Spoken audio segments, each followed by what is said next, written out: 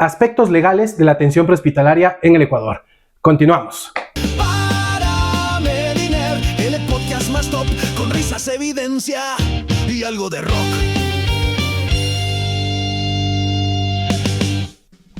Hola gente, ¿cómo están? Soy Edwin Dávila, bienvenidos a Paramedinerd. En este segundo podcast continuamos con Jorge Almagro, el Jumpy, conversando sobre los aspectos legales de la atención prehospitalaria en el Ecuador. Amigo. Gracias, amigo, buenas tardes, buenas noches, buenos días para todos ustedes y bienvenidos a este segundo episodio de todo lo que hemos estado hablando acerca de las terminologías, de los aspectos importantes de la atención prehospitalaria en nuestro país, en Ecuador. Les animamos a que dejen sus dudas, preguntas, quejidos, dollidos, lamentos, quebrantos en los comentarios para poder hacer un siguiente no podcast, haríamos un en vivo para poder responder a todas las preguntas que ustedes tengan con respecto al aspecto legal. Comencemos el día de hoy con el siguiente tema entonces, amigo. Vamos a hablar ahora sobre situaciones en escena. Muchas veces como profesional prehospitalario, cuando llegamos a una escena, es una situación de caos. Y no estoy hablando netamente de la atención del paciente. Estamos hablando de una situación donde puede estar involucrado violencia, donde hay policía, donde hay una situación compleja desde un punto de vista potencialmente legal. Es decir, una situación en la que nosotros nos vemos involucrados, pero aparte del tema médico, hay una situación de investigación, una situación legal que puede verse involucrada acá. Entonces, ¿cómo un profesional prehospitalario, al intervenir en una escena peligrosa, puede hacerlo sin meterse en problemas legales o entorpecer una investigación?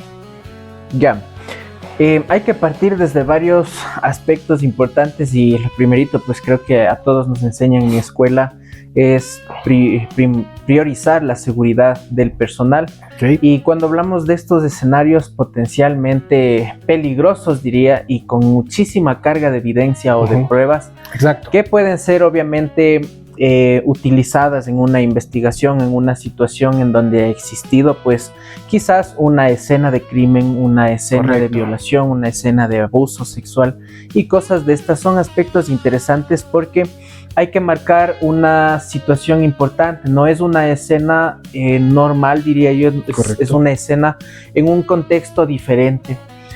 Obviamente todos los procedimientos ya están establecidos, todo lo que tendría que hacer el personal médico ya está establecido, no nos vamos a inventar los procedimientos. Correcto, o sea, la idea es qué acciones debemos nosotros tomar en cuenta. Sí. Correcto. Parte de las acciones importantes al arribar a este tipo de escenarios prima siempre la seguridad y no nos cansaremos de hablar de la seguridad.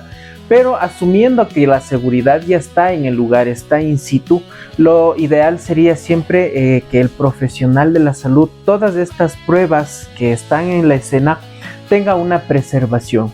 Perfecto. Entonces ahí viene algo interesante que nos habla el Código Orgánico Integral Penal en su articulado 458, que te habla acerca de la preservación de las pruebas, los medios de pruebas que puede una persona presentar y las investigaciones y todos los procesos que va. Sin embargo, es importantísimo poder marcar acerca de lo que el personal prehospitalario debe priorizar, ¿no? Evidentemente existe acá un correlacionamiento, una coordinación interinstitucional para nosotros poder arribar a estos escenarios. Si bien es claro y la situación es que el prehospitalario llega a la escena de ley tendría que estar ya la autoridad competente en este caso, que es Policía Nacional. O sea, la idea es que la policía asegure la escena. Correcto. Desde todo punto de vista, tema seguridad, tema legal, preservación de la prueba que tú estabas mencionando. Ya la policía teóricamente lo tendría que haber hecho al arribar primero a la escena. Sí, correcto. Okay. Pero siempre hay que un poco salirnos de la parte en donde nosotros podríamos incluso decir, no, ya todo está hecho. Sin embargo, hay situaciones dinámicas en donde, amigo, el paramédico llega y policía todavía no llega al lugar. Y es algo que sucede un poco de forma común. O sea, ¿qué sucede si yo llego antes que el personal de policía? Efectivamente. De hecho, esto sucede muchísimo para la gente que trabaja en la capital, para la gente que trabaja en la ruralidad, el prehospitalario llega primero muchas de las ocasiones y desde ahí ya se convierte en un entorno inseguro. Pero bueno, hablando del entorno inseguro, más centrémonos en el aspecto legal. ¿Qué hay que hacer? ¿Qué no hay que hacer? Ya, pues obviamente tendremos que priorizar y cumplir con todos los procedimientos y la comunicación. Ahora lo que nos dice el 458 es la preservación de la escena, ¿de acuerdo? Perfecto. Y más o menos te va diciendo que parte de la preservación de la escena es mantener la cadena de custodia de estas pruebas interesantes que pueden ser tomadas en una investigación. ¿Qué nos dice el artículo 456 del Código Orgánico Integral Penal? Menciona que la cadena de custodia se aplicará de manera en los elementos físicos, contenido digital, materias de prueba para garantizar, acreditar y estos obviamente puedan ser recolectados, enviados, manejados y analizados durante toda esta cadena. Eso en primera instancia. Como punto número 2 del artículo 457 nos menciona algunos criterios de valoración de la prueba, o sea, qué pruebas sí son viables y qué pruebas quizás no netamente pueden ser viables en caso de que se inicie una investigación. Y acá lo que nos menciona es que estas pruebas deben ser auténticas y cuando hablamos de autenticidad mencionamos muchísimo el aspecto de la preservación de esta. Por ejemplo, en una situación de violencia civil, si es que la persona tiene algún indicio de arma de fuego en sus prendas de vestir, estas pruebas tienen que mantenerse lo más auténticas posible. Lo más intacto, tal vez sería la palabra. Sí, el 457 te dice acá, ¿no? La autenticidad de la prueba, es decir, la no alteración de la misma. Y como nosotros no alteramos, obviamente estas pruebas es preservando las prendas de vestir, preservando los cortes que nosotros vamos a realizar en la exploración física a nuestro paciente, evitando obviamente cortar por esos mismos por el mismo orificio, ¿correcto? Claro, no hacer la ley del sastre, aquí está el hueco y ¡paz! Correcto. Entonces la idea es que vamos a preservar porque estos tienen indicios balísticos que obviamente tendrá que ser analizados por un perito acorde a lo que necesite la investigación. Aquí tengo dos subpreguntas que saldría de esto. La primera sería, ¿existe un manual de procedimiento para esto?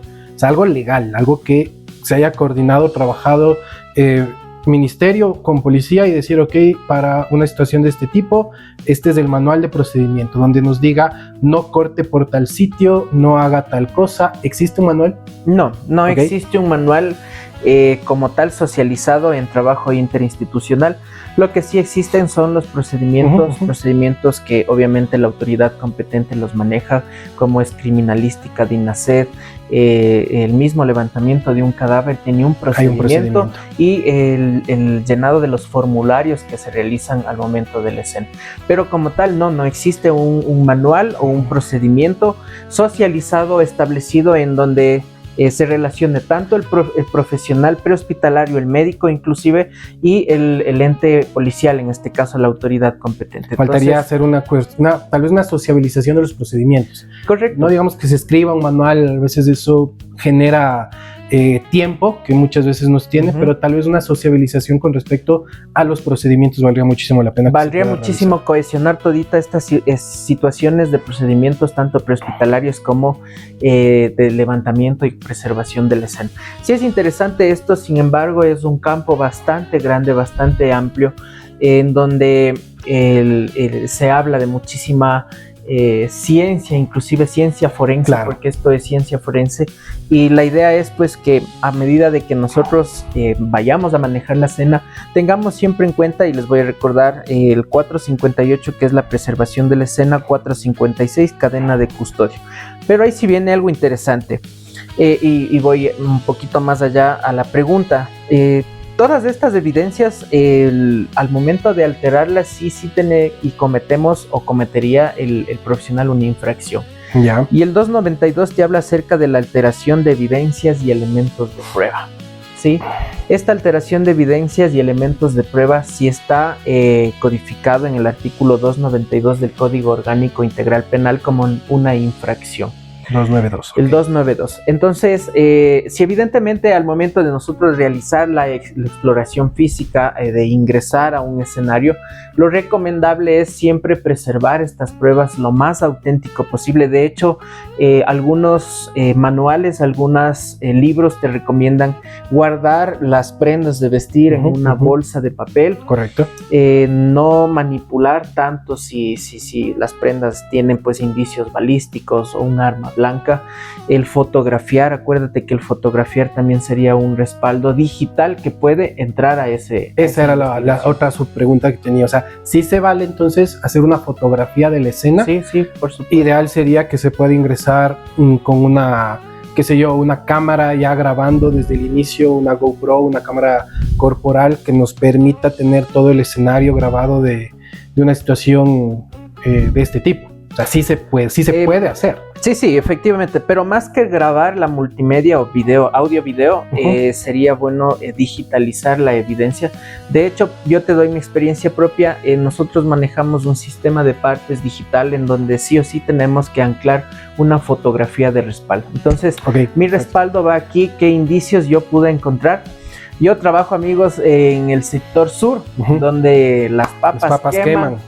Y efectivamente he tenido la agradable o desagradable experiencia de atender muchos de estos casos, y en experiencia propia a mí me ha servido mucho porque yo en mi sistema digitalizado cojo todas las evidencias de manera digital. Puedo incluso colocar objetos para que más o menos sea una referencia en tamaño, ancho, longitud, y dimensionar qué fue el objeto que está, el número de evidencia.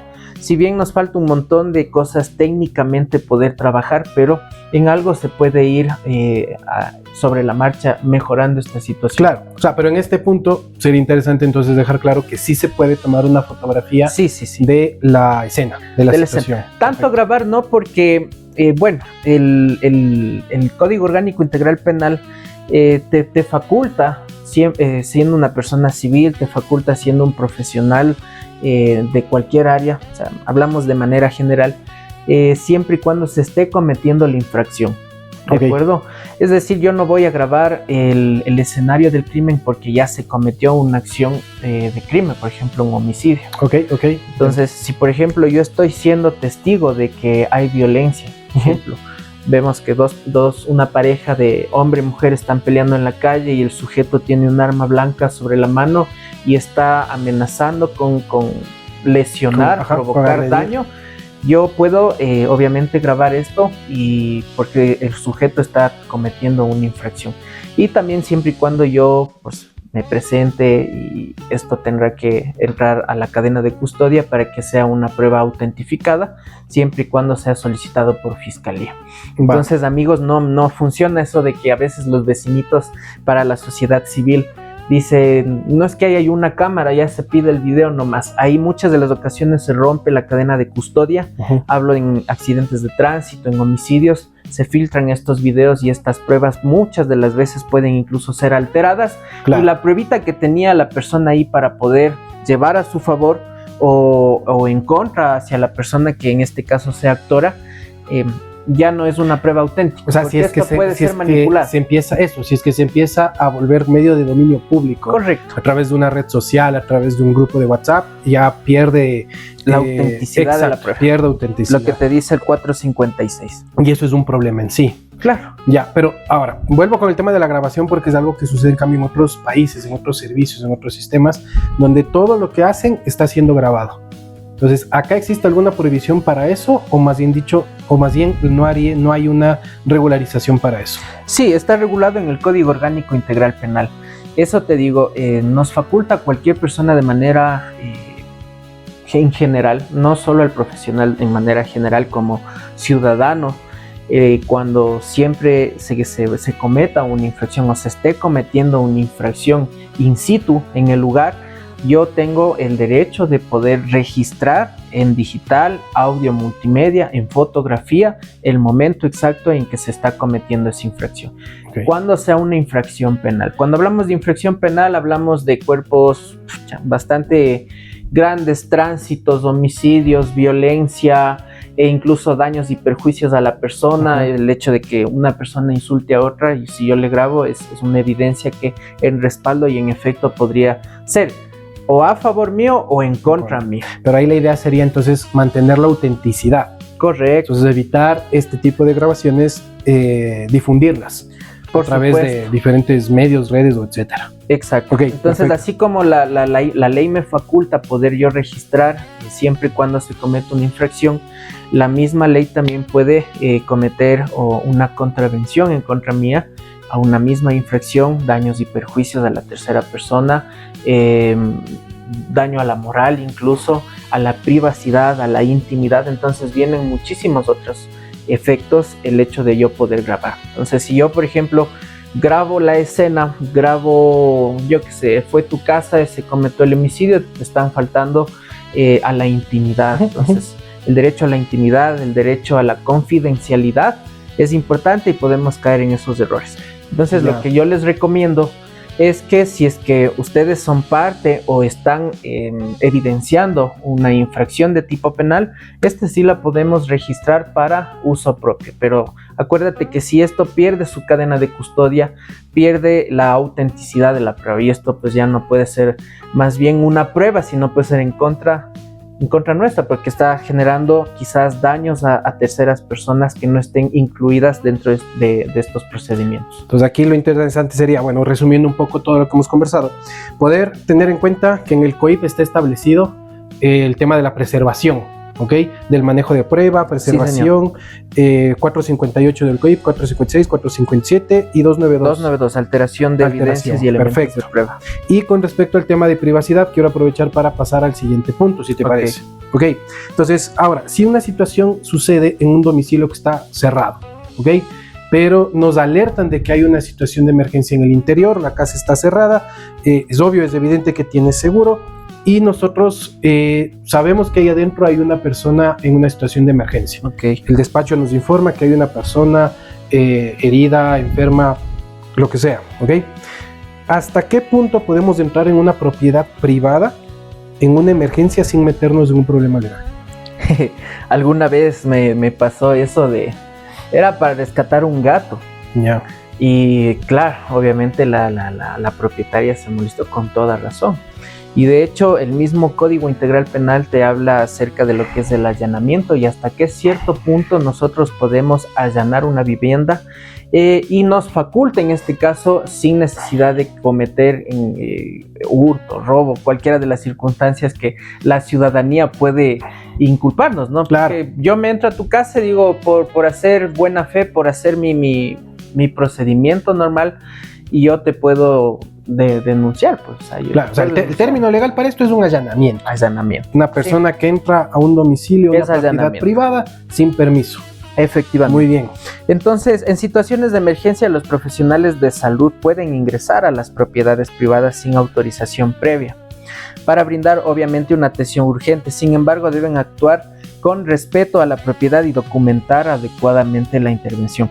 Pero acá, ¿qué nos dice el artículo 480 del Código Orgánico Integral Penal? 480. Entonces, para poder definir qué es el allanamiento, dice que el domicilio o lugar donde la persona desarrolle su actividad familiar, comercial, laboral, podrá ser allanado en los siguientes casos. Ojo ahí.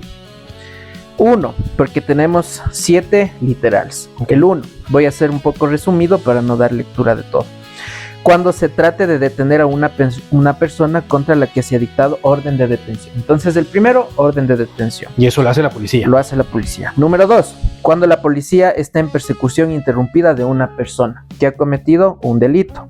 Igual, policía. Flagrante. Tenemos nada que ver nosotros ahí. Número 3, cuando se trate de impedir la consumación de una infracción que se está realizando o de socorrer a sus víctimas. Ya. Hablamos de agresión física, o sea, se está realizando la infracción y, por ejemplo, Policía Nacional ve que la persona está con un cuchillo, un arma de fuego dentro del domicilio, puede irrumpir el domicilio.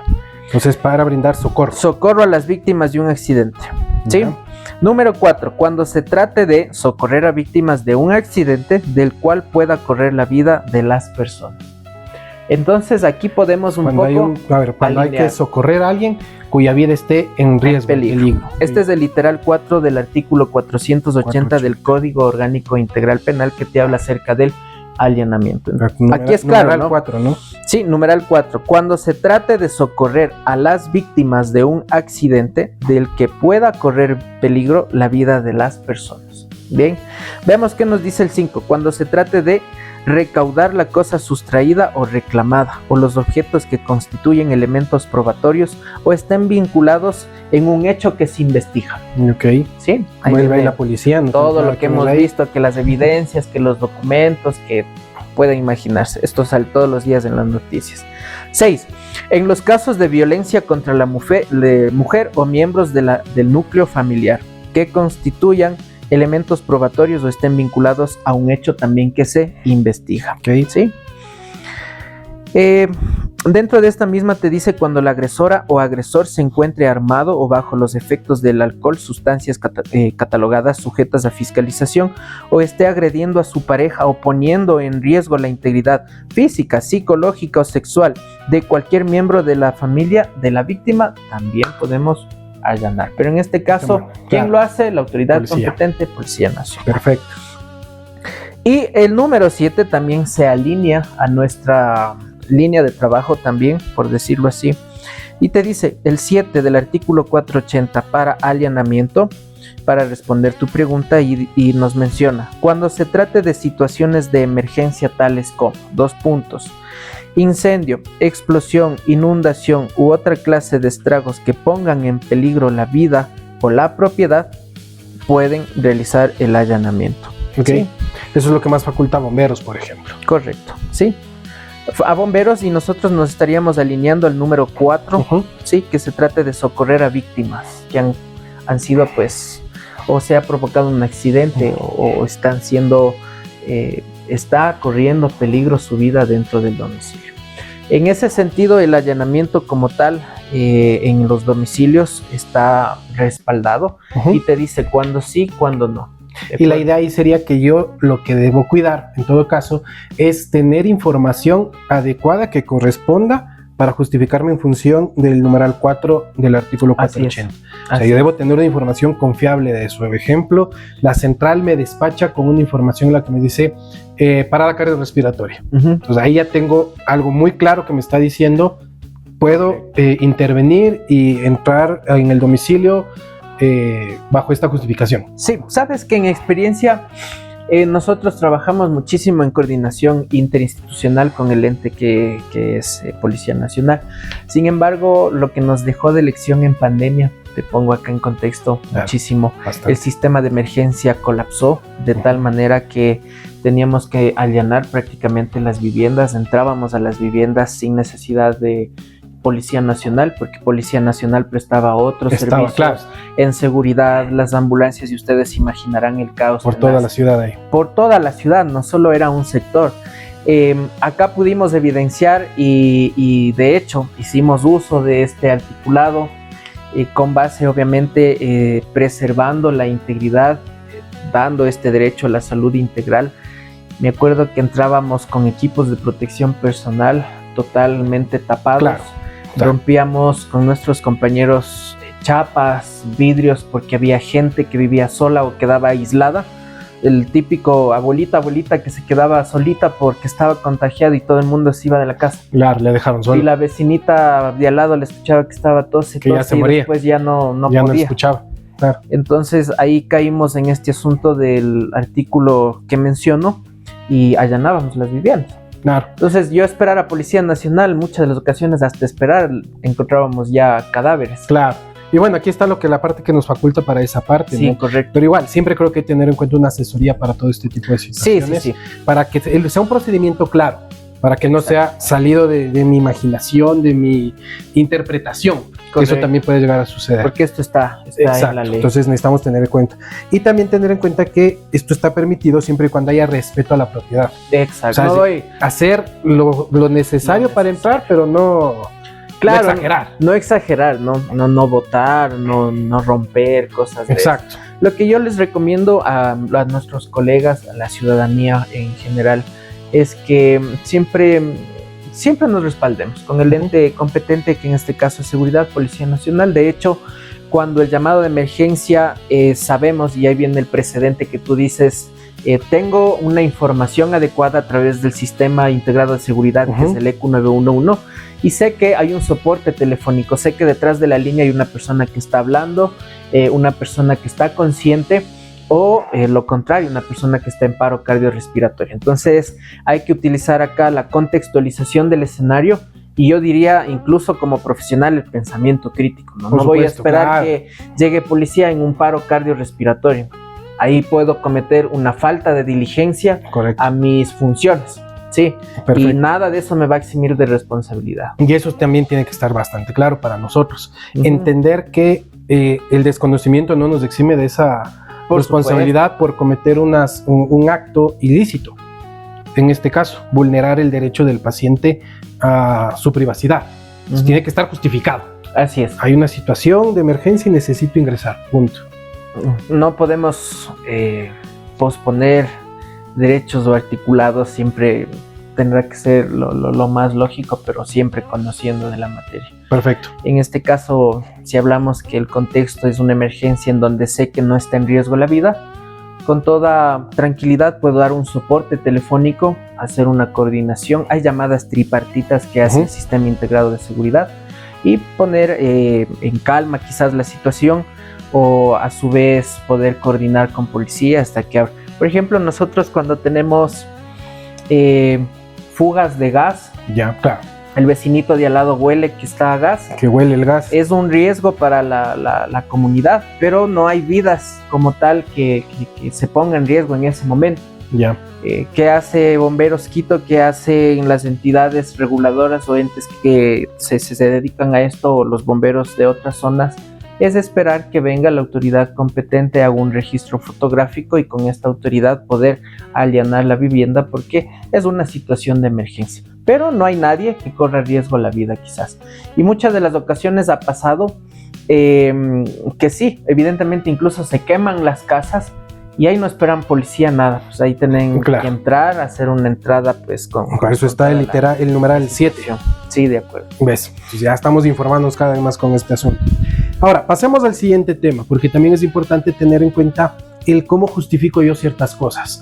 Y aquí la frase que decía uno de los profesores que yo tuve, decía: lo que no está escrito no se hizo, no existe. Entonces también dentro del reporte nosotros debemos tener cuidado, y a nivel profesional nosotros debemos tener mucho más cuidado al exponernos a una situación en donde yo hice un procedimiento pero no lo registré, no lo apunté, y en el anexo 0 de eso tiene que estar claramente descrito, porque es mi protección legal. Entonces, en este tipo de situaciones, ¿por qué es tan importante la documentación desde el punto de vista legal? ¿Y cómo podemos protegernos como profesionales prehospitalarios en este tipo de situaciones? El ejemplo: llevo a mi paciente a la casa de salud con oxígeno. Bueno, pongamos simplemente el ejemplo del oxígeno. Llego a la casa de salud y me piden que le retire el oxígeno al paciente y que le deje ahí a un lado, y yo me retiro. Perfecto. ¿Quién le dijo? Exacto, empecemos desde ahí. Pero yo no registré nada de eso. Así es. Yo no registré que coloqué oxígeno, y tampoco registré que me dieron la indicación de retirar el oxígeno.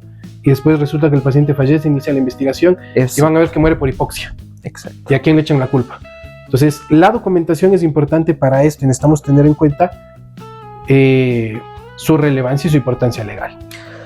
O sea, dentro de lo que es la documentación y la legalidad manejamos nosotros, y justo estábamos la otra vez conversando acerca de la historia clínica única del anexo 2, que ya salió en vigencia, si no mal recuerdo, creo que mejor no voy a decir el año, creo que está por acá.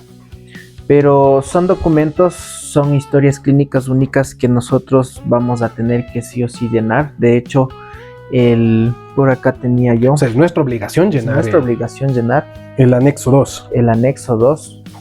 Déjame ver si lo tengo en mano. Parece que sí lo traje.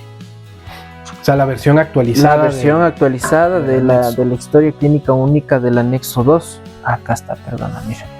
Y es la resolución, el acuerdo ministerial, perdón, el 00115-2021. Aquí nosotros vamos a encontrar, amigos, y esto es para que ustedes puedan revisar socializar, y si no lo han hecho de esa manera, pues ya les doy acá el datazo. Y es el Acuerdo Ministerial 00115-2021.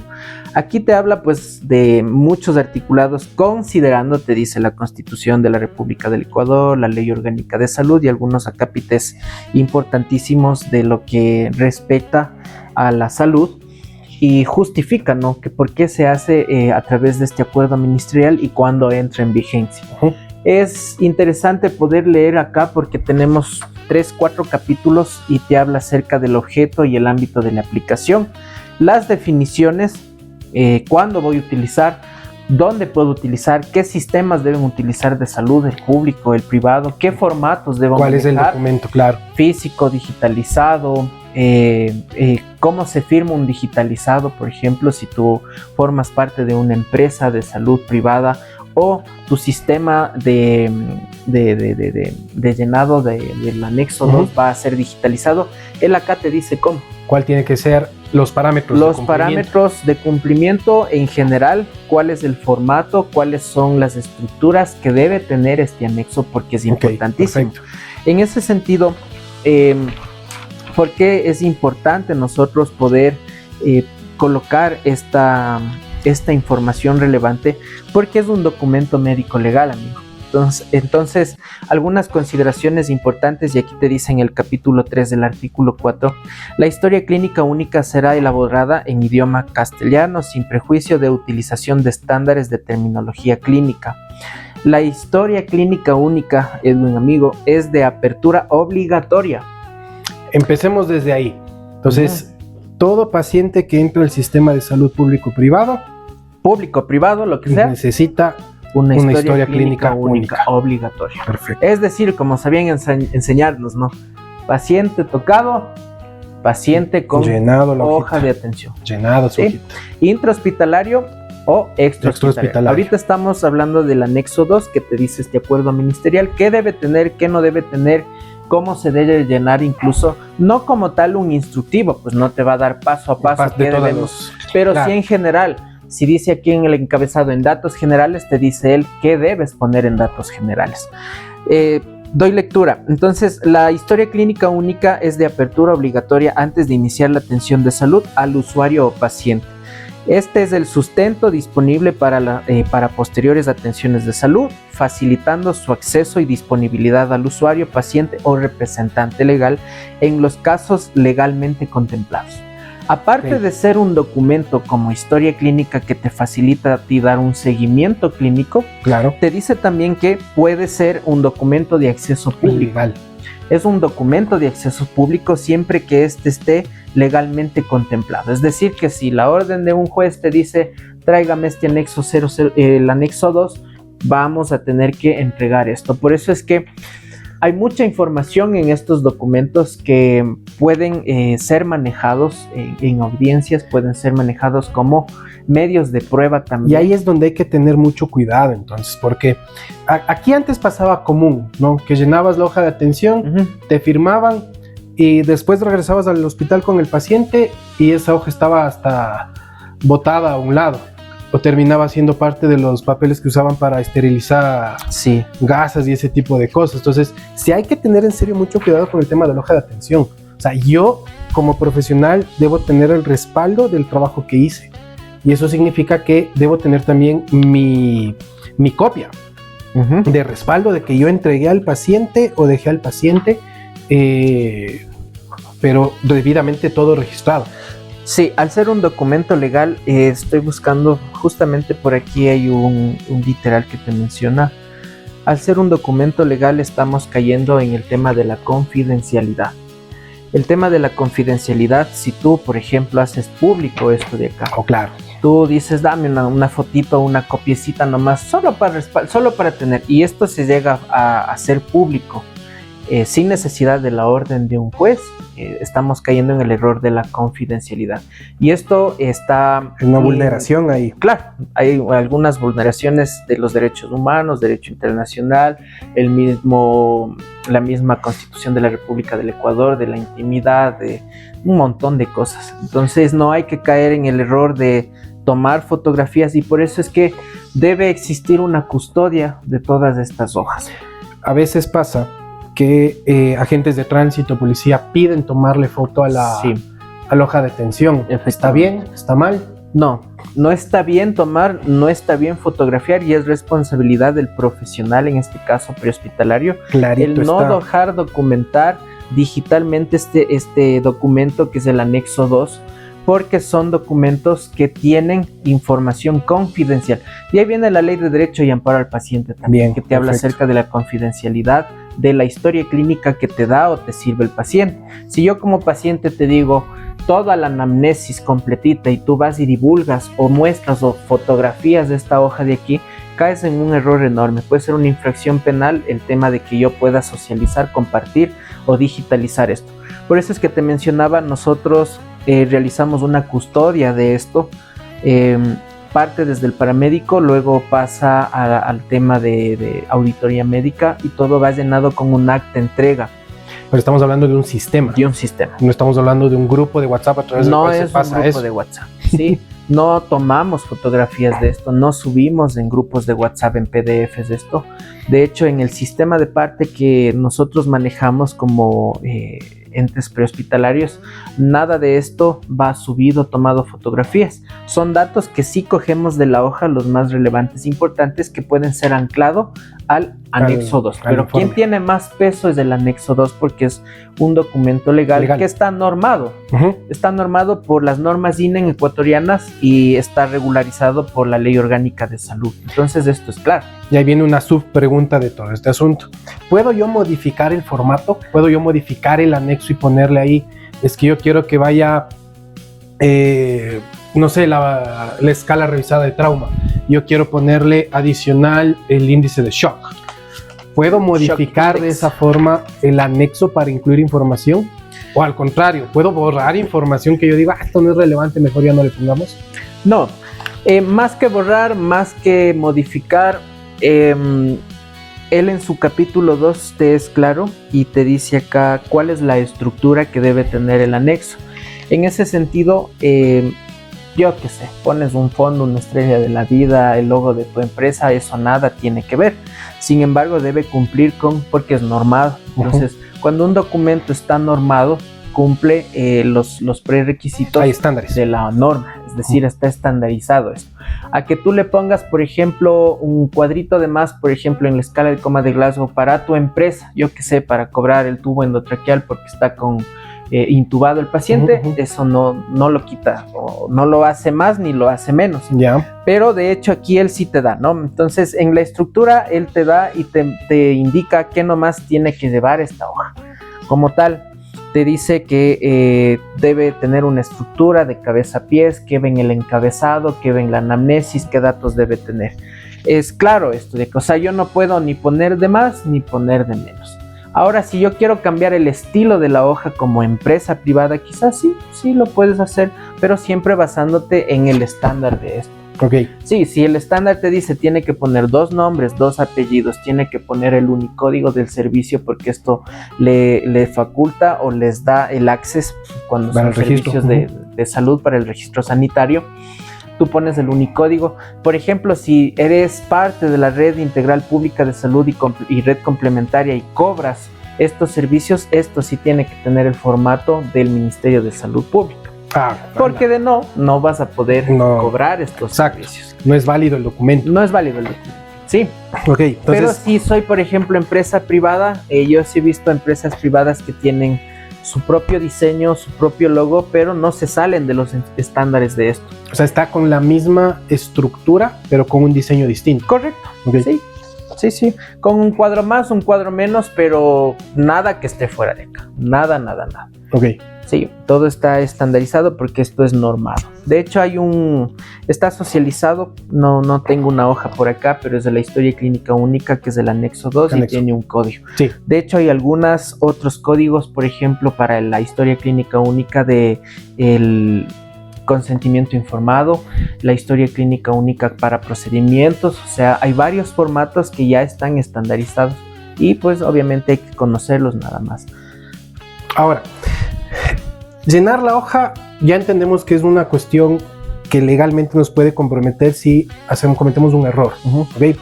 ¿Cuál consideras o cuáles crees tú que son los errores más comunes que se cometen en el llenado de el anexo 2 de atención prehospitalaria? Bueno, parte de lo que no deberíamos poner y cosas es la omisión de cosas que nosotros ponemos. ¿Sí? La omisión es el primer error. Uno de los errores principales es la omisión y lo que tú decías, lo que no está escrito es lo que no se ha hecho, no existe, no hay. De hecho, ¿por qué es importante este registro? Porque podemos caer en un tema de acusación o denuncia maliciosa. ¿Ya? ¿Qué es esto? El artículo 271 del Código Orgánico Integral Penal nos menciona que la acusación o denuncia maliciosa es cuando la persona que proponga una denuncia o acusación particular, ¿sí?, cuyos hechos no sean probados siempre y cuando la acusación o denuncia sean declarada judicialmente como maliciosa. ¿A qué viene esto? Es que no toda la gente es buena, amigo. No toda la gente tiene ese agradecimiento a los servicios prehospitalarios. Siempre hay personas que buscan hacer maleficencia o maliciosas a los servidores extrahospitalarios. Bueno, de hecho eso vamos a hablar después. Ajá, y es algo que en mi hoja esto debe estar estipulado, porque podemos caer en ese error de que mañana A o B persona viene y dice, no, es que Julanito de tal hizo esto y yo le voy a poner una denuncia para que se vaya preso, para que entre a la cárcel porque no me ayudó. ¿Quién es el único que te salva? Es el anexo 2. Pero eso tiene que estar documentado. Tiene que estar bien documentado. Bien llenado. Claro. Perdóname, por ejemplo, tachar, ¿eso se puede? No. No se admiten tachones, borrones, enmendaduras. Vuelvo y repito, esto es un documento legal, ¿sí? En donde, por ejemplo, ahí caemos en el error de la autenticidad de la prueba. Mi anexo 2 puede ser una prueba cuando, por ejemplo, te digo yo estoy siendo acusado por un homicidio culposo. Mi anexo 2 es la prueba evidente de todos los procedimientos, protocolos que yo realicé con el paciente. Pero si esta prueba está alterada, ya no es una prueba auténtica. Ya es una prueba que no tiene una autenticidad claramente. Entonces, tachar, sobreescribir, corregir. Ya no va a ser una prueba potente, le quita validez. Le quita validez. Bueno, le quita autenticidad, sería la palabra técnica. Ok, sí. Entonces siempre es importante considerar no omitir cosas y no tachar, no corregir, no sobreescribir en el documento. Sí, acuérdate del 498 que son medios de prueba y este puede ser un medio de prueba de descargo para el profesional. El medio de prueba ahí te da algunas cosas importantes, recomendaciones.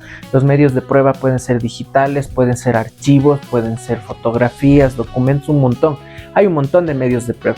Y esto para prueba de descargo como profesionales debe estar bien llenado. Y acá vienen cosas importantes. Uno de los errores más recurrentes en los anexos 2 en la atención o historia clínica única de estos pacientes es la omisión de los datos. ¿Sí? Procedimientos, no colocar procedimientos. En este caso, si yo le coloqué oxigenoterapia al paciente con dificultad respiratoria y no está documentado aquí, es un procedimiento que yo no hice. ¿Ya? Y si el paciente por mala suerte o por su propia fisiopatología fallece y resulta que me han puesto una denuncia por el fallecimiento de esa persona como homicidio culposo y van a mi anexo 2 a investigar, ¿no es cierto? Hacen un perito del anexo 2 y dice, a ver, aquí el señor ha realizado todos los procedimientos, le dice que le ha puesto una canalización de vía intravenosa, pero no le ha puesto oxígeno. Sí, ahí viene un error de escritura más que tecnificado de las acciones que realiza el profesional. Del registro. Entonces, todo lo que debo yo hacer, hago o deje de hacer, tiene que estar escrito. Justo con el deje de hacer. Procedimientos no exitosos también tienen que estar registrados. Intenté canalizar, no pude por algún motivo, tengo que registrar que se intentó canalizar, pero no fue exitoso. Así es. Y hay que tener cuidado con eso, porque al final eso puede dejar igual una marca, ¿sí? Una lesión. Y eso también, en una situación de agresión física, de violencia, eso puede también ser investigado, revisado. O sea, ¿por qué hay ese morado ahí? Ay, es que le intentaron canalizar. ¿Dónde dice? ¿Dónde dice que le intentó? Sabes que en experiencia nosotros, incluso cuando utilizamos 2-3 catlones en pacientes que tienen venas de difícil acceso, descargamos estos insumos y escribimos el por qué se descarga y el por qué se coloca. Porque si bien nosotros pertenecemos a la red integral pública de salud y complementaria, cobramos estos servicios a través de todo este sistema de salud. Ojo, se le cobra al sistema, no al paciente. No al paciente, por si acaso. Sí, al sistema. Ya sabes cómo interpretan a veces algunas cosas. Vayan a decir que estaban cobrando. Exacto. No. Entonces esta hoja entra a una auditoría médica. Y esta hoja, al entrar a auditoría médica, tenemos que, de hecho, así debería funcionar todos los sistemas. Siempre con una auditoría médica de primera línea que parta de su institución y después una auditoría médica pues ya más técnica en el cobro de los servicios, en este caso al ente regulador que es el Ministerio de Salud Pública, puede ser ISPA, ISPO. Y eso también creo que es otro tema que podremos conversar, el tema de las auditorías, porque a veces uno escucha auditoría y es como que se nos hiela la sangre pensando de que va a ser una situación punitiva, cuando al contrario es una situación en la que se presenta oportunidades y muchas oportunidades de mejora y de aprendizaje. Correcto. Pues creo que hay que perderle también un poquito el miedo al tema de la auditoría. Sí, la gente está quizás no tan acostumbrada al tema de las auditorías, a la gestión de calidad, a la gestión documental. Exacto. Es un tema que sí, evidentemente es bastante relevante, más aún cuando nos jugamos a la suerte entre pacientes que en realidad se hacen procedimientos y fallecen, y hay otros que no se los hace y también fallecen. Pero en todo caso, la importancia del registro adecuado tiene que prevalecer siempre con el tecnicismo del profesional, los procedimientos, protocolos, guías, normativas, todo tiene que estar documentado. No hay nada que le salve al profesional si no está documentado acá. Y ahí viene justo el tema con el punto del paciente fallecido. Atender a un paciente siempre genera una situación en la que el paciente puede fallecer, puede vivir, independientemente si realizamos bien o no nuestras actividades. Entonces siempre hay una situación en ese tipo.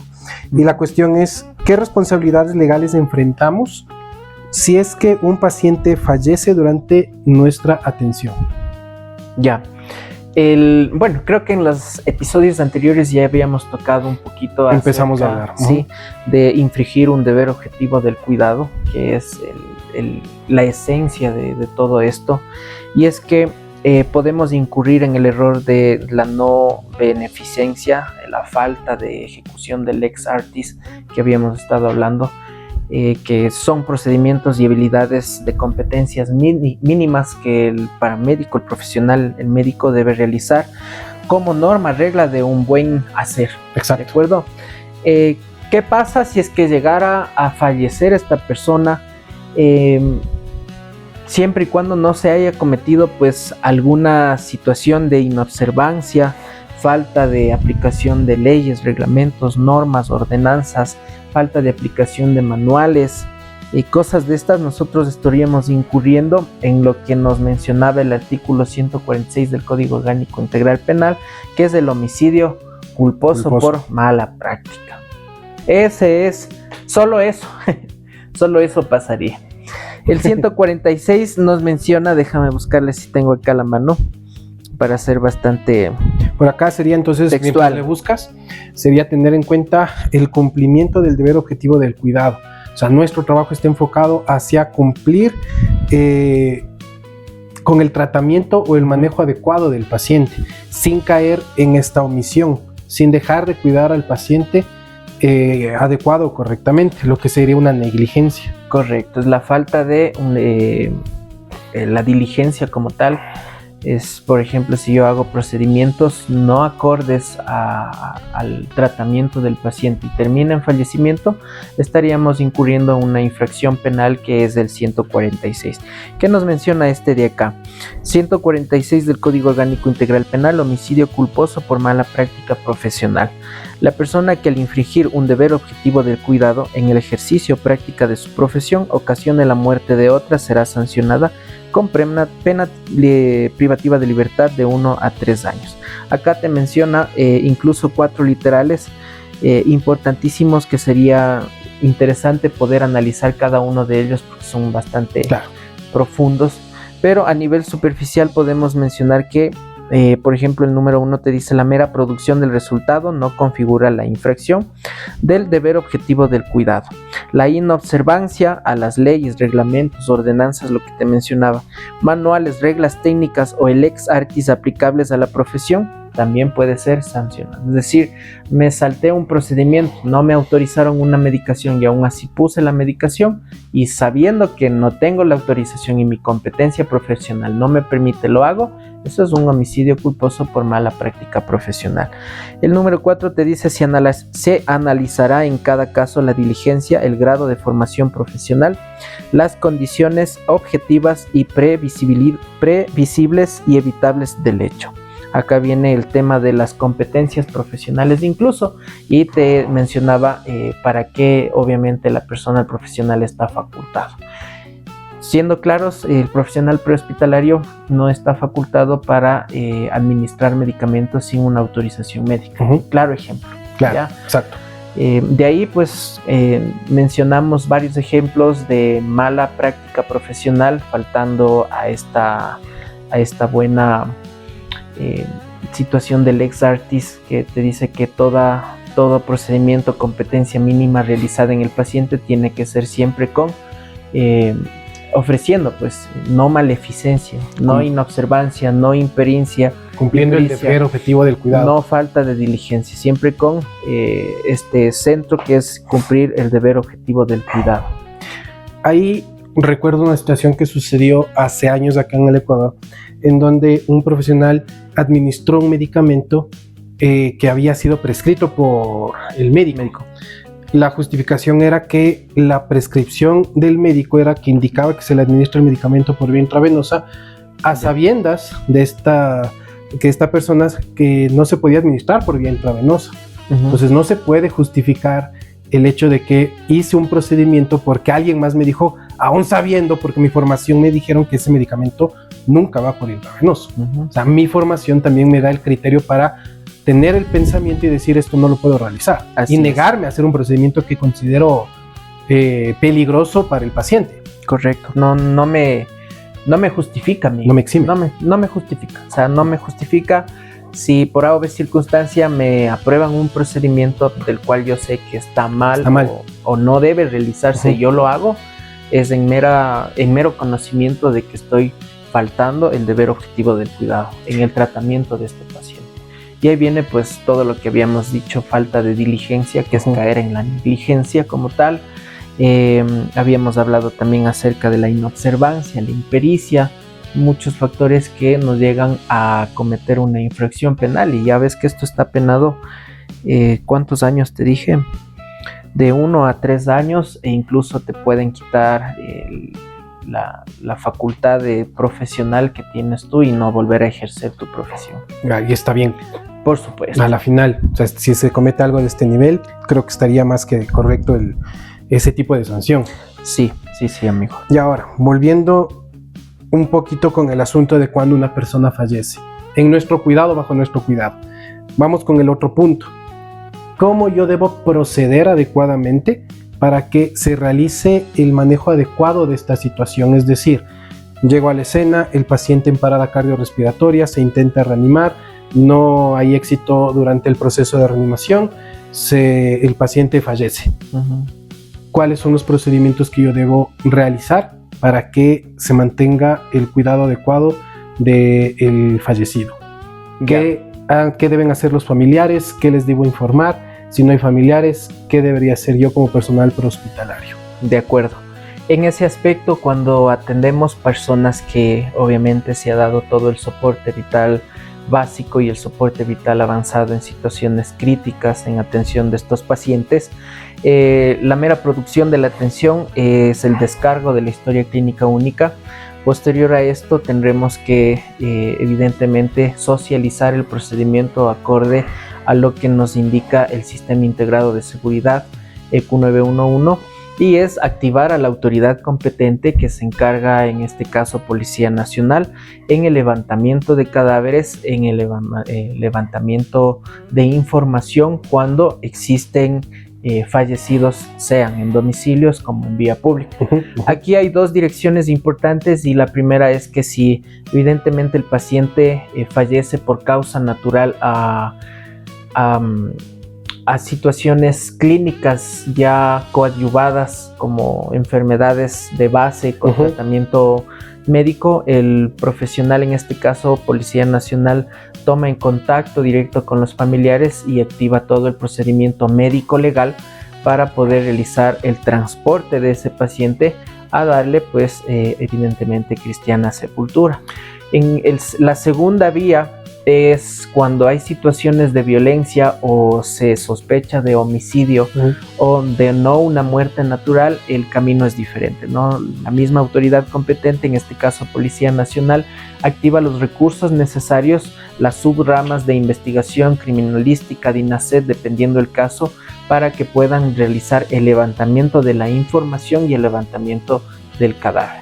Acá hay dos vías. Claro, o sea, bueno, en tal caso, dentro de nuestro ámbito, sea que el paciente, sea la situación que sea, informa a Policía Nacional.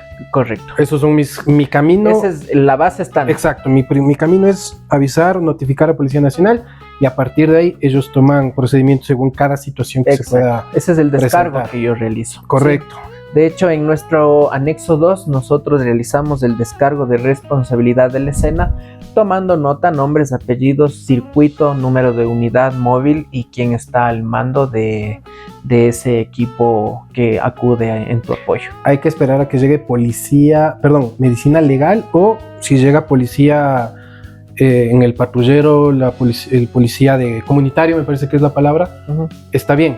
Sí, o sea, yo dejo a la policía a cargo de la situación. Sí, correcto. La policía es quien toma procedimientos, sea policía médico legal, médicos legistas o la policía como tal.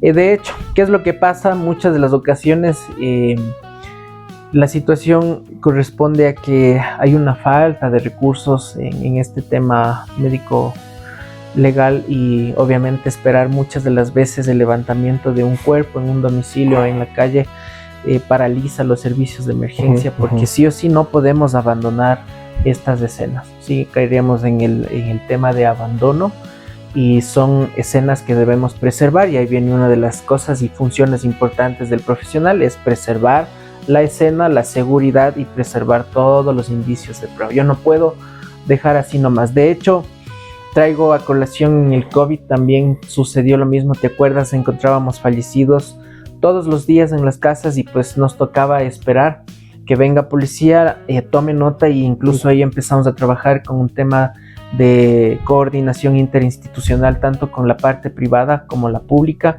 en la recolección de cadáveres de manera masiva. Pero sí, evidentemente, en primera instancia, el prehospitalario debe sí o sí activar este recurso para poder realizar el descargo de responsabilidad acorde a la situación. Es el único procedimiento. Eso te iba a preguntar, o sea, no hay otra manera ni otra forma, porque lo que pasa o pasaba en ocasiones es que a los familiares se les decía que se contacten con el médico del paciente. Cuando hablamos de una persona adulto mayor que falleció en su domicilio, ¿podemos hacer eso? O sea, decirles, ok, ya va a venir el médico, ok, listo, muchas gracias, pues me voy, sin avisar a la policía. No, estamos abandonando la... No, repite, por favor. No pueden hacer eso. Muy bien, muchas gracias. No, tienen que llamar a la policía. Ese es el único camino. Verán que transportar cadáveres sin la autorización, eso es penado por la ley también, y pueden caer en ese error. ¿Quién les dijo? El paramédico nos dijo que nos vayamos nomás a buscarle al doctorcito. Exacto. Y resulta que se han subido el cadáver a la camioneta y a buscarle al doctorcito para hacer el certificado de defunción, y no funciona de esta manera. No. Ya. Ok, y ahora, el tema del transporte de pacientes en el transporte primario, creo que no hay ningún inconveniente en entender el trabajo que realizamos, pero en el transporte secundario a veces puede haber malos entendidos, ¿ok? Llevar a un paciente de una provincia a otra, o fuera del país inclusive, con transporte aeromédico, no solamente es coger, subirle y ok, me voy. ¿De acuerdo? No. ¿Qué aspectos legales hay que tener claros en una situación de este tipo? Cuando hacemos un traslado interprovincial o internacional de un paciente? Hay que tener en claro acá la norma técnica del Subsistema de Salud Nacional, que es la Red Complementaria de Salud y la Red Integral Pública de Salud. ¿Qué nos dice la norma técnica? Pues tiene establecido ya formularios de referencia, contrarreferencia o referencia inversa para nosotros poder transportar estos pacientes, sea de una casa de salud de una misma provincia o sea de provincia a provincia. Sin estos formularios nosotros no podemos llevar a los pacientes, obviamente dentro del sistema de salud pública. En cambio, en el sistema de salud privado funciona de diferente forma. Tú sabes que entre seguros quizás la comunicación es un poco más canalizada y centralizada, obviamente por la poca demanda que existe a diferencia del público. Correcto. Y evidentemente es raro que, por ejemplo, un hospital metropolitano te refiera a un paciente por falta de capacidad resolutiva. Voy al caso, porque de eso se trata las referencias y contrarreferencias. Es la capacidad resolutiva de cada una de las casas de salud que menciona obviamente la norma técnica y te dice si una casa de salud A no puede resolver, tiene que ser llevada a una casa de salud B con mayor capacidad resolutiva, siempre y cuando se llenen los formularios de acordes, que es en este caso el formulario 053 para referencia y contrarreferencia a todo el sistema complementario o dentro de la misma red pública. Entonces la cuestión a tener en cuenta acá es tener el formulario. El formulario. Que sería la única documentación que respalde el transporte del paciente. Sí, sí. Igual en el formulario está cuál es la indicación, la justificación de que por qué el paciente necesita ser transportado. Sí, de hecho, yo tuve la oportunidad de trabajar en la Red Integral Pública de Salud, creo que por un año. Me empapé bastante bien de toda esta documentación hasta el 2017 o 16, creo 16 exactamente que trabajé yo. Sí, evidentemente no te piden solo un papel, te piden en realidad certificados que no esté el paciente afiliado al IES, ISPA, ISPOL, y si fuera el caso, pues nosotros teníamos que activar un código de validación para cada uno de los pacientes para poder hacer el pago a esta red complementaria de salud o hacer las contrarreferencias. Y acuérdate que las contrarreferencias o referencias van ancladas a este formulario 053 conjuntamente con la epicrisis del paciente, el anexo 008 y el anexo 2 si fue atendido por prehospitalaria. Pero acá viene un error común, diría yo, y yo también podría decir falta procedimental o comodidad de los profesionales. Porque si bien tú llevas como atención prehospitalaria a un paciente a una casa de salud en donde no hay capacidad resolutiva por georreferenciación, es decir, la típica estabilización o avance a la casa de salud para que le valoren al paciente. Con la fractura sí, pero sí, tienen que valorar. Claro. Ya. Cuando llegas al centro de salud, ves la fractura, bien o mal te ayudan con una radiografía y te dicen, no, yo no tengo capacidad resolutiva. No hay chance. Es el momento ahí de documentar tanto en la historia clínica única, el anexo 2, como que en la casa de salud tiene la obligación de receptar todos los datos de este paciente y darnos la 053 de referencia o contrarreferencia a una casa de salud de mayor resolución. Y digo error porque claro, pues el prehospitalario llega al centro de salud nivel 1 con la fractura expuesta para ser valorada por el médico. El médico obviamente te dicen, es una fractura, yo no puedo dar obvio. ¿Y qué acostumbran o hemos acostumbrado? Pónganos una notita. La notita, acá. observaciones. Con esto me voy con suerte, me persino y me voy al hospital de tercer nivel. Sepa Dios si me reciben o no me reciben. Cuando lo ideal sería llegar, si es que la casa de salud tiene exámenes complementarios, con su plaquita, la epicrisis, la 08, el anexo 2 y la 053 para poder transportar a este paciente. Sí, entonces, y ahí habrían cosas que se tendrían que mejorar en general del tema del sistema de referencia contra referencia y comenzando desde el tema de transporte primario. Pero bueno, creo que eso lo podemos conversar sí, eso hay que conversarlo otro día porque eso sí nos va a llevar mucho más. Sí, y eso es de todos los días, amigos. No sé si les pasa a ustedes en otras provincias. Yo les hablo de Pichincha, Quito. De hecho, situaciones cuando se nos sale de nuestra jurisdicción, hablamos de Mejía, hablamos de Rumiñahui, en donde nuestras ambulancias también van. es otra pelea por el tema de la jurisdicción. Pero no sé, cuéntenos en experiencia, por ejemplo, si en otras provincias, Azuay, Guayas, cómo se maneja el tema de las recepciones, o van al primer nivel y después pasan a un segundo nivel con la notita en el anexo 2 y el sello del DOC, o si hacen uso de la 053, que sería lo más ideal y lo adecuado. Bueno, también creo que es un tema institucional, o sea, como que cada institución también tiene sus procedimientos que podrían ser optimizados. Sí. Hay cuerpos de bomberos que sí salen de su jurisdicción porque tienen que llevar el paciente a una casa de salud de mayor resolución, porque en el cantón, en todo el cantón, solo hay un centro de salud tipo C. Claro. Entonces, creo que también es un tema institucional. Sí, hablen ahí en los comentarios, pongan para ver qué otra cosa podemos conversar sobre este tema. Ok, vamos avanzando, amigo. Ahora, la otra situación que suele pasar es que no nos reciben el paciente. Transporte primario. Ok, llegamos al hospital, paciente grave, paciente crítico, y nos dicen, no te voy a recibir el paciente. ¿Qué podemos hacer si una casa de salud se niega a recibir al paciente? ¿Y cuál sería nuestro respaldo legal en esta situación? La verdad y la mentira. Miénteme. Verán, ya en las casas de salud, yo también creo que hay que poner en la ambulancia ya.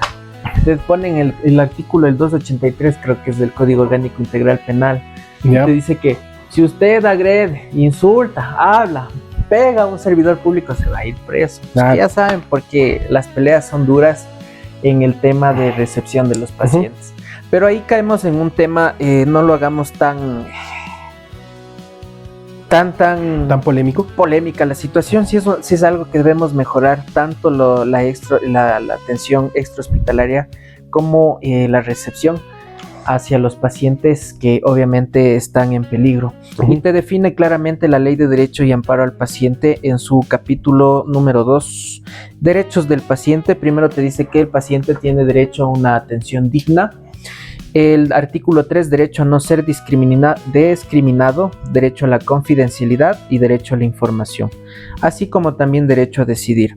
Pero lo más importante de esta ley de derecho y amparo al paciente te menciona en el capítulo 3 que amparo al paciente en situaciones de emergencia, y aquí te define algo interesante, que es ¿qué es una situación de emergencia? Venga. El artículo número 7 te dice: es toda contingencia de gravedad que afecta a la salud del ser humano con inminente peligro para la conservación de la vida o la integridad física, como choques, colisiones, volcamientos u otra forma de accidente de tránsito terrestre, aéreo, acuático, accidentes o infortuitos en general, como los ocurridos en el medio de trabajo, centros educativos, casa, habitaciones, escenarios deportivos o cualquiera que sea el efecto en estos. Incluso delitos contra las personas, como las que pueden producir heridas causadas por armas de fuego, heridas cortopunzantes, contundentes.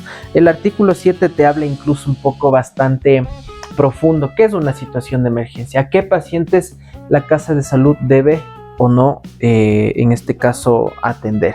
Porque aquí viene el artículo 8. Todo paciente en estado de emergencia debe ser recibido inmediatamente en cualquier centro de salud, público o privado, sin necesidad de pago previo, si es privado. Artículo 8, amigos, y aquí contesto tu pregunta: ¿qué podemos hacer? La ley de derecho y amparo a pacientes, claro. Quien esté en situación de emergencia, ya sabes quién está en situación. El número 8, el artículo te dice: todo paciente debe ser recibido inmediatamente. Sin necesidad de decir, no me llamaron a pedir excepción, no me han avisado, es que el paciente necesita una tarjetita de crédito, es que la radio no funciona, garantía. Es que no. Se prohíbe, número 9, a los servicios de salud públicos, privados, de exigir al paciente en estado de emergencia y a las personas relacionadas con el que presenten cheques, tarjetas de crédito, pagarés a orden de, letras de cambio u otros documentos de pago. Tan pronto como el paciente haya superado la emergencia y se encuentre estabilizado, obviamente el centro de salud tendrá el derecho para exigir al paciente o a terceras personas relacionadas con el paciente el pago del servicio. O sea, nadie te puede negar. En estado de emergencia, el paciente será calificado obviamente por el profesional a su arribo. Okay. ¿De acuerdo? ¿Cuáles son las sanciones? No, sigue. Ya te mando la otra pregunta. Bajo ningún motivo un centro de salud podrá negar la atención de un paciente en estado de emergencia. Bajo ningún motivo. El centro de salud que se negare a atender a un paciente en estado de emergencia será responsable por la salud de dicho paciente y asumirá solidariamente con el profesional o persona remisa en el cumplimiento de su deber la obligación jurídica de indemnizarle los daños y perjuicios que su negativa le causare. Ahí está la consecuencia legal. Ahí está la consecuencia legal. Y esto va en concordancia con la Ley Orgánica de Salud, el artículo número 7, el Código Civil, en 1572 y el Código de Procedimiento Civil. Entonces, como ves, no solo es una infracción penal, puede ser una situación civil o un procedimiento administrativo también, de las tres causas, en caso de... Entonces, así como decías, ¿no? Como ponen lo del tema de la agresión a un servidor público que nos llega, así vamos a poner la ambulancia entonces. Simón, artículo 7, ley de amparo del paciente, artículo todo 8. Todo paciente tiene que ser recibido. Mira que el 13 dice que los responsables que se negaran a prestar atención a pacientes en estado de emergencia serán sancionados con prisión de 12 a 18 meses y si llegara a fallecer el paciente o este queda desatendido, prisión de 4 a 6 años. Bien. Basta. 4 a 6 años. Entonces, ¿ustedes con qué se respalda? Con esto. Llega a la casa de salud, no le quiere decir, amigos, no se pongan, por Dios, no se pongan a pelear, respeten al profesional, sean empáticos con la situación. Veo muchos de mis colegas que se pelean, llegan fruncidos, trompudos, y eso no es la cosa. Una de las mejores cosas es la negociación. Si bien la ley es clara, tú puedes entrar, pero sí, hay que respetar también a los facultados, a los profesionales y explicar cuál es la situación. Creo que también ahí el asunto es trabajar un poco más con este tema del divorcio de la atención prehospitalaria versus hospitalaria. Hay un divorcio feo. Oye, como que en los últimos años hemos puesto un poquito más de acuerdo. Sí. Ya hay menos cosas que se bronquean, que se pelean. Antes peleábamos por el torniquete. Claro. Y vos te acordarás de esas peleas que habían porque se ponían torniquetes. Claro. Ya se ha mejorado esa pelea. Ya. Pero todavía como que estamos distanciados. Sí. Todavía como que la terapia de pareja no ha funcionado. No. Es una terapia que recibimos meses, pero es que esto es un trabajo de parte y parte, amigos. Exacto. Sí. No podemos considerarnos santos. No. Bajo ningún concepto. Hay que mejorar mucho y si acá hay colegas médicos, amigos, allegados o no conocidos, es un trabajo que sí nos pone en compromiso tanto a los profesionales de extrahospitalarios como a los profesionales médicos. Pero verás, no yendo tan lejos, yo no veo la exclusión o el divorcio tanto de paramédicos y médicos a la recepción. Bueno, la ley es clara, amigos. Tienen que recibir. Si no quieren y se mueren, ya saben qué pasa. Ahí está, sí. Claro. Tengo la experiencia de poder trabajar con médicos en el área extrahospitalaria. Y hemos ido a dejar pacientes con médico. El médico es el profesional que está atendiendo a su paciente en la ambulancia. Oye, y entre colegas también. Claro, se dan palo. Claro. Más todavía. Más. Y claro, yo he tenido la experiencia de decir, chuta, pero es dogo, y alguna vez también estuvo del otro lado. Ahí sí, no sé, a mí que me rebusques. A mí que me revisen. No que sé. Me revisen. Pero es un buen tema para poder trabajar. De hecho, amigo, no sé si tú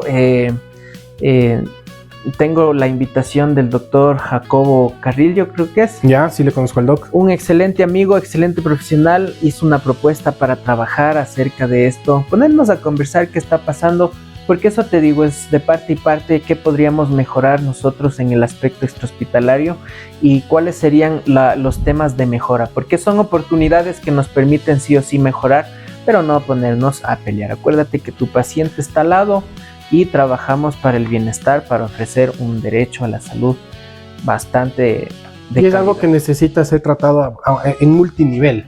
Sí. Primero como a nivel profesional personal, después a nivel profesional institucional, para establecer bien cuáles son los procesos que nosotros debemos mejorar para la recepción del paciente. Así. O sea, la carrera de prehospitalaria tiene 20 años, tiene 22, 23 años de existencia, por decirlo así.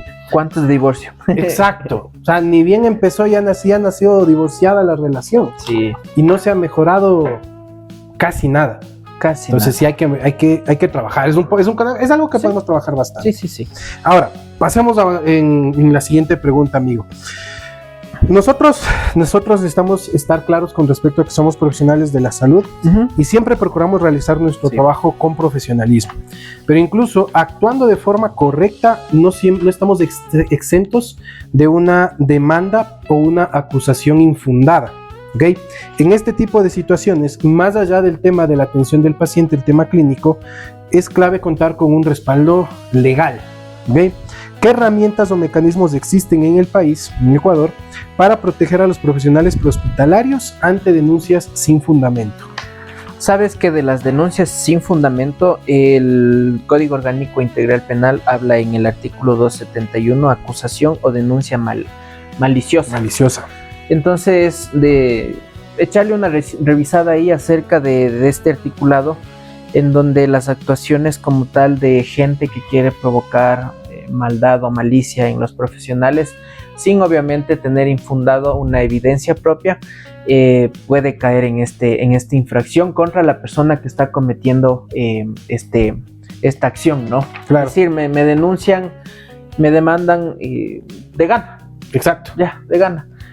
Puede caer en una infracción penal que es la 271. O sea, existe una herramienta jurídica. Legal de defensa, sí. Y ahora, por otro lado, si bien el profesional tiene algunos mecanismos legales para protección, es nada más y nada menos que el derecho al debido proceso, que esto establece la Constitución de la República del Ecuador, y el derecho a la defensa y la presunción de inocencia. Estos son garantías constitucionales que le dan a los profesionales, de hecho, la misma Constitución y a toda persona. En su artículo número 76 te menciona esto. ¿Bien? ¿Constitución? Sí. Acuérdate que este es el cuerpo legal normativo en su nivel de jerarquía más alto, y por encima de esto están pues las normas, tratados, acuerdos internacionales y demás, derechos humanos incluso. Pero sí, evidentemente, el debido proceso, el derecho a la defensa y la presunción de inocencia están garantizados en la Constitución. Puedes contar con el respaldo institucional en caso de que seas, servidor público quizás, o de manera privada hay algo que se llama seguros de responsabilidad civil. Ya, esa sería una buena opción. Es exacto. No todos los servicios en donde tú prestas tus labores profesionales sí o sí tienen una asesoría legal gratuita. ¿A dónde podemos incurrir? Es a las garantías constitucionales. ¿Puedo tener un defensor público en este tipo de Puedes tener un defensor público o institucional, dependiendo de dónde vas a estar, ¿no? Pero, claro, o sea, ponle que la institución se lava las manos y dice, bueno, es su asunto. O sea, sí puedo acercarme a la defensoría pública. Claro, puedes acercarte a la defensoría pública, o gremios también existen, universidades, muchas de las consultorios jurídicos gratuitos para recibir asesoría.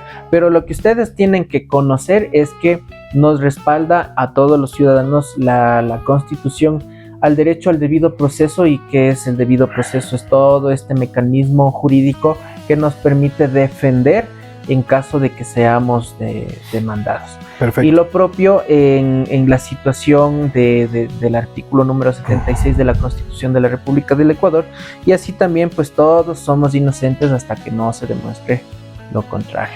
Ahora, justo que estabas hablando de los seguros de responsabilidad civil, ¿existen aquí en el país? ¿Qué tipo de seguros debería tener un profesional de la salud, en este caso prehospitalario, para estar cubierto ante una situación legal o posibles problemas legales? Yo creo que todo profesional debería contar con un seguro de responsabilidad civil. Pero si bien somos bien ecuatorianos, ni al pobre carrito le aseguro. Date cuenta. Entonces, viene acá una situación interesante, porque sí hay algunos seguros. O sea, de entrada, sí existen aquí en el país los seguros de responsabilidad civil para profesionales. Una póliza de seguro anual. Como cualquier seguro. Como cualquier seguro, pagas una póliza de seguro anual. Y ellos, de hecho, hay paquetes donde aseguras bienes, aseguras incluso esta responsabilidad civil a terceros de una manera profesional, y lo ofertan algunos seguros conocidos como Equinoxial, latina. Precio no conozco. No hablemos tampoco de eso. No estamos comercializando. Exacto, seguros. Después vengan a decir que vendemos no algo. Es un sponsor de seguros. Exacto. Pero sí debes saber que existen estos servicios privados, de tal manera que al profesional le dan la oportunidad de que si yo por A o B circunstancia mañana me enfrento a un proceso legal, está fundamentado y estoy respaldado por esta responsabilidad civil. Ok, o sea, ahí sería como el consejo: busquen tener un seguro de responsabilidad de tarea civil, ¿ok? Ajá. Siempre es importante tener este tipo de cobertura, pero bueno, como vos dices, no, a veces ni el carrito le aseguramos. Bueno, yo ya logré contratar el seguro de mi carrito. Lección. No me querían dar seguro, pero ya conseguí una aseguradora. Ya ves. Sí. Okay. Entonces sí se puede contratar un seguro, sí existen los seguros aquí en el país, y sí es una ayuda a la final. Sabes que yo conozco gente que es profesional, por ejemplo, tengo familiares médicos que se la juegan porque son cirujanos de trasplante bipulmonar, son médicos que hacen o ejercen su profesión de manera a tal punto que la vida del paciente corre un riesgo inminente en estos procedimientos. Claro. Conozco de estos seguros. De hecho, ellos tienen estos seguros de responsabilidad civil, en donde ellos te asesoran por A o B circunstancia. Claro. Dentro del procedimiento el paciente fallece, lo único que ellos hacen es, como en un choque vehicular, activar el seguro y ellos te dan la asesoría legal pertinente hasta el cierre del caso. Y eso qué importante que es también. Es importante tener una asesoría legal. Claro. Porque esto también muchas veces es lo que nosotros mismos nos ponemos del pie ahí. Cuando uno no conoce, no sabe el tema legal, y si no le preguntas al que sabe, estás peor, estás más fregado. Entonces, y bueno, ahí también viene el siguiente tema. Uno puede estar entrenado para ayudar, para salvar vidas, para atender la emergencia, para brindar una atención adecuada, cumpliendo el deber objetivo de cuidado. Así es. Ya me la sé. Ok. Pero con respecto al tema legal, no siempre estamos capacitados, entrenados, ni siquiera nos han dado una clase de eso. Una catedrita de... Exacto, y creo que es importante. Pero en este punto, amigo, ¿qué consejo práctico nos puedes dar para ejercer de forma más segura nuestra profesión desde un punto de vista legal? La recomendación, amigos, amigas que nos están mirando a través de esta red social, y gracias por la oportunidad de haber podido llegar hasta este punto, y que no pare esto, ¿no? Y sea un espacio lleno de academia, de conocimiento, de aprendizaje, y que esto sea pues de lado y lado, tanto nuestras personas que nos miran a través de esta pantalla, para poder generar aprendizaje, enseñanza a todos nuestros colegas, y oportunamente no basta más que recomendar que realizar un buen llenado de la historia clínica única. Es nuestro único descargo, en este caso legal, el cual fundamenta todos los procedimientos que nosotros realizamos. Llenar bien y poner todo lo que se hace. Sí, no hay otra salida, no hay otra escapatoria. De hecho, este es el único documento que respalda qué sí hice, qué no hice, qué puse, qué no puse y por qué. ¿De acuerdo? Esa es mi recomendación.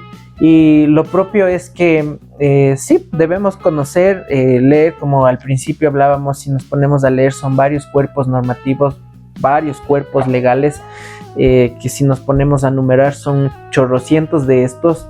Sin embargo, conocer los más importantes, como para nosotros poder, en el caso de que no nos reciban un paciente, tenemos la Ley de Derecho y Amparo al Paciente, el Código Orgánico Integral Penal acerca de la mala práctica profesional, y muchas de las cosas como la negligencia que hemos tocado.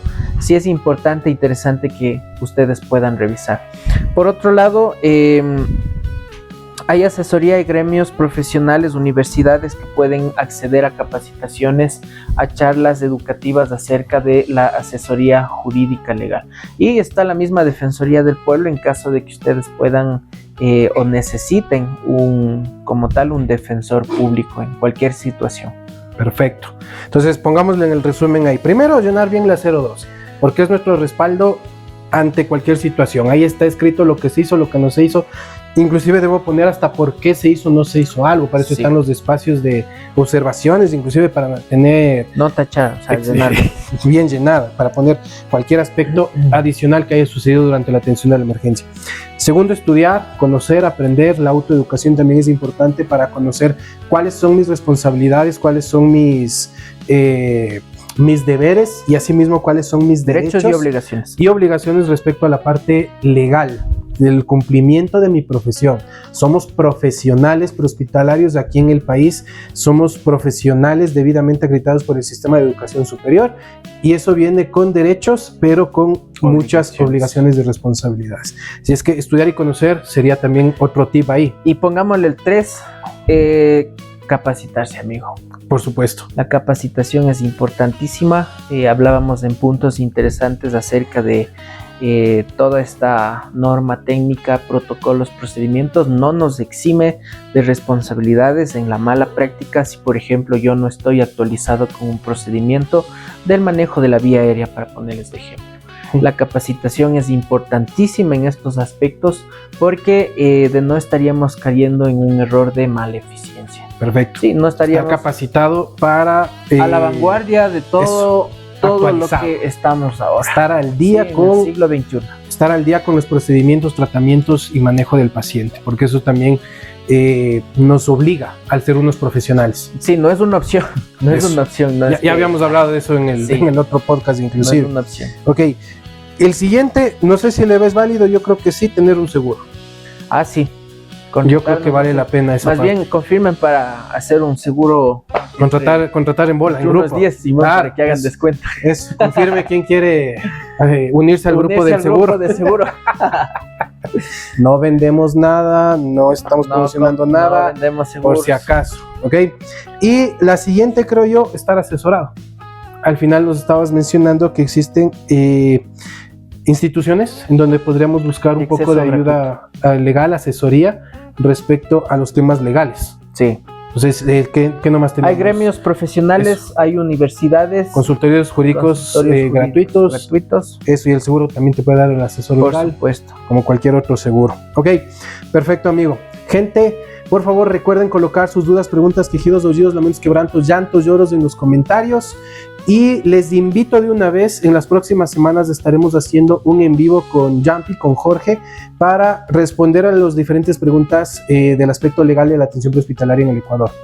Ya tenemos algunas preguntas que llegaron del podcast anterior y con las preguntas que ustedes pongan ahora, pues estaremos lanzando un en vivo donde podríamos responder a estas preguntas y algunas otras que ustedes hagan durante el desarrollo de esta videoconferencia. Amigo, agradecerte nada más por el acolite nuevamente para realizar el podcast. Gente, nos vemos la próxima ocasión. Esto es para Medinert, el podcast donde hablamos de la atención prehospitalaria. Nos vemos. Chao. Suerte. Bye. Para Medinert, el podcast más top, con risas, evidencia y algo de rock.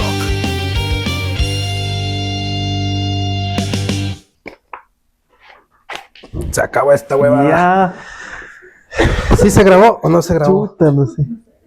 Ah, sí se grabó.